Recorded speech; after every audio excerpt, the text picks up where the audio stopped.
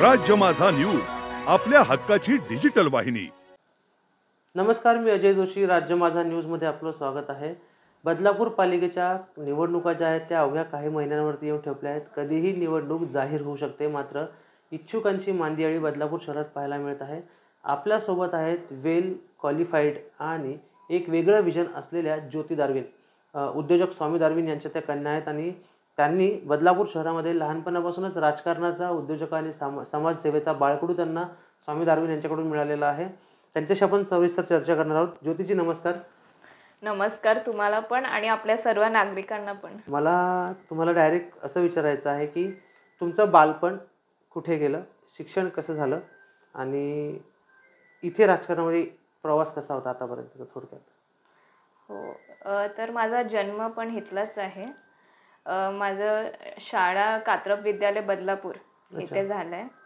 त्यानंतर मी 11वी 12वी junior college जोनले डोंबिवलीला होते आणि त्यानंतर बेडेकरमधून मी माझा डिग्री केला। त्यानंतर मास्टर्स इन सायन्स केलं, PG diploma in clinical research केलं अंधेरीमधनं। त्यानंतर मग मी जॉबला लागले क्लिनिकल रिसर्चमध्ये टाटा कंपनीमध्ये TCS मध्ये। तर TCS मध्ये असताना मला बरेचदा तिथे परफॉर्मन्स रिवॉर्ड भेटलेत आणि त्याबरोबर मी एक ऑटोमेशन प्रोजेक्ट केलेला। तर त्यात काय होतं की आम्हाला क्लिनिकल रिसर्चचे रिपोर्ट्स बनवायला लागायचे, जे आम्हाला एक 5 ते 6 तास लागत असेल, मग ते काम मिनिटांमध्ये व्हायचं। तर गॅलेक्सो स्मिथ सारख्या मोठ्या कंपनीने मला मग रेकग्नाइज केलं। त्यांना मी आपलं जे टूल आहे ते बनवून दिलं, मॅक्रोज।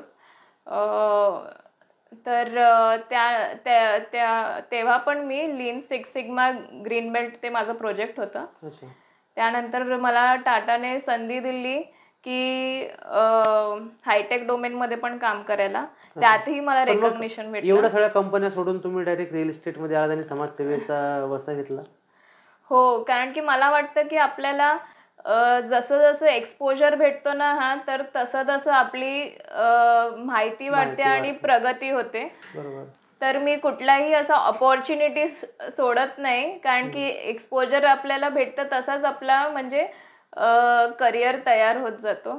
तर रिअल इस्टेट म्हणजे माझ्यासाठी नवीन काय नव्हतं, कारण की माझे बाबा बिल्डर आहेत, तर लहानपणापासून मी हे जवळून बघितलंय। आणि 3 वर्षापासून मग मी कम्प्लिटली माझं इन्व्हॉल्वमेंट आहे रिअल इस्टेटमध्ये। तर फाउंडेशनपासून ते स्लॅब असो की कम्प्लीट प्रोजेक्ट असो का सेल्स असो, मार्केटिंग असो, काही असो, तर सर्व ह्याच्यात माझं इन्व्हॉल्वमेंट आहे। आणि त्यानंतर मग समाजसेवा तर हे पण माझ्या लहानपणापासून मी जवळून पाहिलेलं आहे। तर मोठे मोठे नेते ते आमच्या घरी यायचे आणि जसं माझ्या बाबा नेहमी सर्वांच्या एका हाकाने मदतीला धावून जायचे आणि कुठलेही असो, मुलांचं ॲडमिशन असो किंवा कोण त्यांना अडचणी असेल तर ते अडचणी त्यांचा प्रश्न सॉल्व्ह करून द्यायचे। मला तुम्हाला असं विचारायचं आहे, निवडणूक जी आहे तुम्ही, मला असं वाटतं की प्रभाग क्रमांक 20 मधून तयारी करत आहात।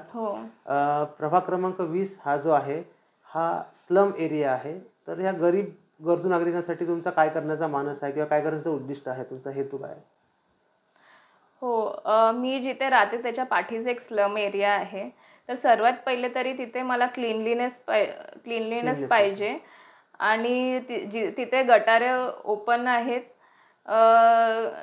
रात्री तिथे लाईटी नसतात, तर चालताना जे मुली वगैरे आहेत त्यांना एक सिक्युरिटी सेफ एन्व्हायरमेंट भेटलं पाहिजे, क्लीनलीनेस सेफ एन्व्हायरमेंट भेटलं पाहिजे। तर ही माझी इच्छा आहे की ते एका चांगल्या एन्व्हायरमेंटमध्ये राहावं आणि त्यांचा विकास व्हावा प्रत्येकाचा। तुम्ही सांगितलं की तुम्ही वेल एज्युकेटेड आहात, वेल क्वालिफाईड आहात। प्रभागामध्ये आपण जर बघितलं तर गटर वॉटर मीटर याच्या पलीकडे तुम्ही प्रभागामध्ये काय देण्याचा प्रयत्न कराल तरुणांसाठी, तरुणींसाठी, महिलांसाठी? हो, महिलांसाठी तर खास करून जसं माझ्यासारखे, म्हणजे मी पण कॉर्पोरेटमध्ये काम केलंय, तर ज्यांना छोटे बाळ असतात, मुलं असतात, तर त्यांना मॅनेज करून मग काम करणं हे खूप डिफिकल्ट टास्क आहे। तर त्यांच्यासाठी सपोर्ट सिस्टम हवा आपल्याकडे. तर त्यांच्यासाठी डे केअर सेंटर्स आणि ते कामाच्या ठिकाणी त्यांना चांगली फॅसिलिटी भेटावं, तर ते खूप इम्पॉर्टंट आहे. तो सपोर्ट त्यांना खूप इम्पॉर्टंट आहे. ते आपल्या बायकांच्या विकासामध्ये एक जो इम्पॉर्टंट रोल म्हणजे मिसिंग आहे ते. मिसिंग म्हणजे नेमकं काय मिसिंग आहे? तुम्हाला काय वाटतं, काय मिसिंग आहे बायकांसाठी? काय कुठल्या गोष्टी बायकांपर्यंत पोहोचत नसतील, महिलांपर्यंत पोहोचत नसतील? महिलांपर्यंत म्हणजे ती जी सपोर्ट सिस्टम म्हणजे जे मुलाला बघणारं आणि कोणतरी सांभाळण्यावरती काम करत असताना, नाहीतर तिच्याच ऑफिसमध्ये तसा तो एन्व्हायरमेंट, ऑफिसच्या आतमध्ये पण baby centre, day care centre जे असतात ते आपल्याकडे थोडं मिसिंग आहे. अच्छा. म्हणजे आता ती काय काय ऑफिसेसमध्ये आहेत, असं नाहीये की पूर्ण इंडियामध्ये कुठे नाही, पण आपल्या इथे पण ते व्हावं. म्हणजे प्रभागामध्ये डे केअर सेंटर उभारायचं असं तुम्हाला म्हणायचं आहे का? हो, आणि ते पण ऑफिसमध्ये पण डे केअर सपोर्ट असलं पाहिजे. त्यांना भेटलं पाहिजे. हे झालं महिलांसाठी. पण विद्यार्थ्यांसाठी आणि तरुणांसाठी रोजगाराचं काय करणार? विद्यार्थ्यांसाठी एक अभ्यासिका पाहिजे आपल्या इथे. तर अभ्यासिका अशी पूर्वीसारखी नुसतं पुस्तक असून नाही, तर एकदम डिजिटल आणि टेक्नॉलॉजी आता एवढी वाढली आहे. आपण प्रत्येक ह्याच्यात बघतो, कुठल्याही इंडस्ट्रीमध्ये आता AIचं इन्व्हॉल्वमेंट खूप जास्त आहे. तर ते आपल्याला कसा वापरता येईल आणि त्याच्यामुळे आपली विजन किती स्ट्रॉंग होईल, आपण पुढचं कसं बघू शकतो ते त्यांना फ्युचर त्यांना समजायला पाहिजे.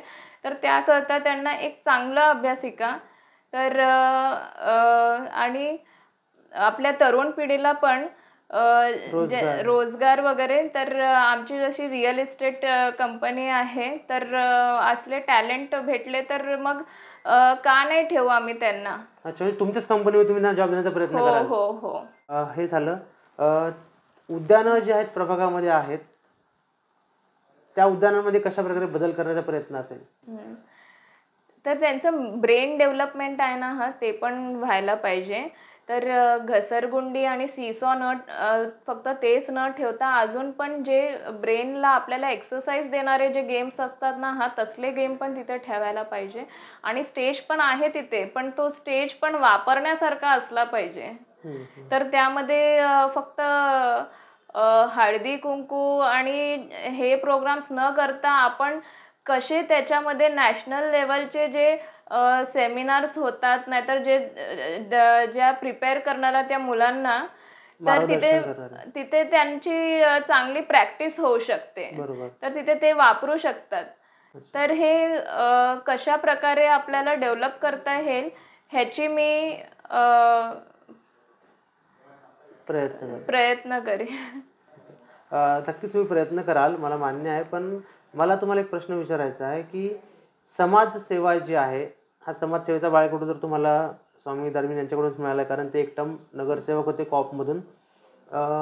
कोविड काळापासून आतापर्यंत तुम्ही जी समाजसेवा केली, तो प्रवास कसा होता, काय सांगाल? कोविड काळमध्ये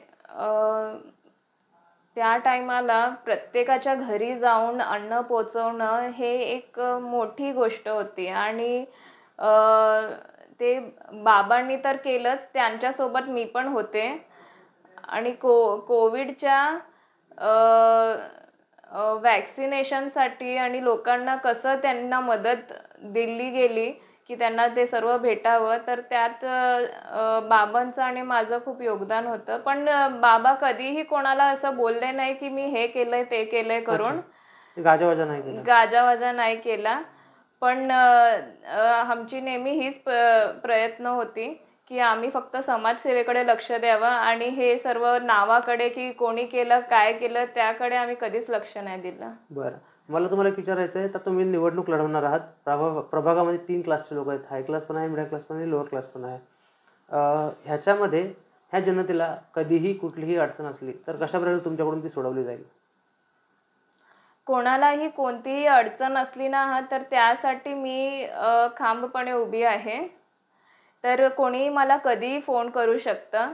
मी आपला नंबर ह्याच्याद्वारे मी सर्वांना देत आहे. अच्छा, मग तुम्ही नंबर द्याल, तुम्ही सगळं कराल, पण असा एखादा छोटासा किस्सा आहे का आठवणीतला की तुम्ही मदत केली होती म्हणून?